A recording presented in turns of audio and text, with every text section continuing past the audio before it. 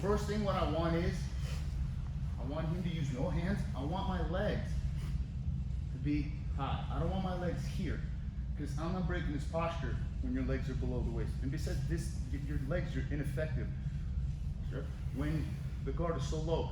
In fact, it's very easy for him to slowly push that knee down, because the knee is available. If you're up here, that's a different story. So as he postures up, I want him to have his knees slightly on the outside of my hips and slightly pinching a little bit. So it limits my hip movement, okay? Slowly go down on your feet, okay? Once I start pulling him in, I'll tell him, are you ready? And all he's gonna do is gonna lift his butt slightly off his heels. He's gonna thrust his tailbone forward with his head down. So his back is bowed, not arched. When you arch, it's all lower back. When you bow, it's all core.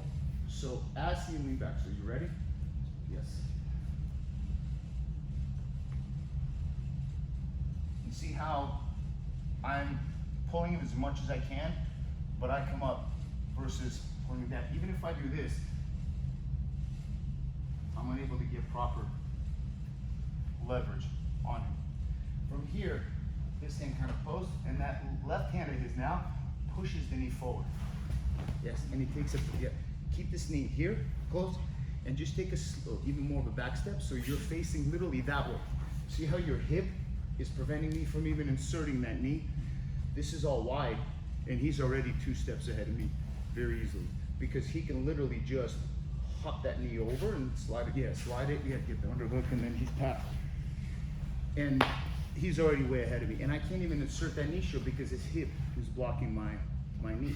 However, the most important thing here is this engagement of how to properly utilize this invisible jiu-jitsu that Hickson and Jean-Jacques teach. Pinch knees a little bit, yes, but not too much. Yeah, right there. So yes, right there, good. So as I start pulling him in, he's gonna lift a little bit, find that tilting point. You don't want to be too far back, you don't want to be too far forward. And I need to help him find that finite type of balance where he can feel the strength as I begin to climb up. If you can't climb up without the gi, use the gi. But first, as I engage, yes. Right there. All the pressure there is on my feet. So as I do this right here, all the pressure is on my feet. So all he has to do is put more pressure on the feet, push this forward. Right there. And that right, yeah, even better if you kept your knee here. That's ideal. Because now, what he can do is if he needs to, the first option, he slid this knee over, he can take that knee and he can now begin to drive it over. Yes. Back. Get that. Yep. The partner is key. My knees, if they're too wide, it'll push me, it'll drop my balance forward. So here, as I'm sitting, so I see. Yes. There. Good. So as I go here, this right here, now this,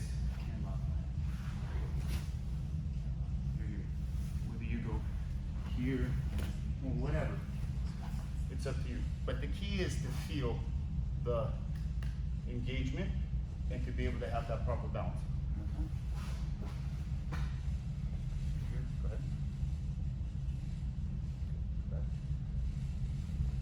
Come up. How much you weigh? 40? 240. Probably 240. But you see, if now this is me bowing my back. It puts pressure on his thighs and on the feet. If I arch my back, go ahead. That's arching back. Now, if you have this post, it's okay. You know, you start sliding back. I could teach you this here, like this here, but you still bow your back in order to widen out that area. Here, you're just bowing it right away. But you need to feel this. So this has to be kind of connected to his hips. So as he starts, there we go. We're here.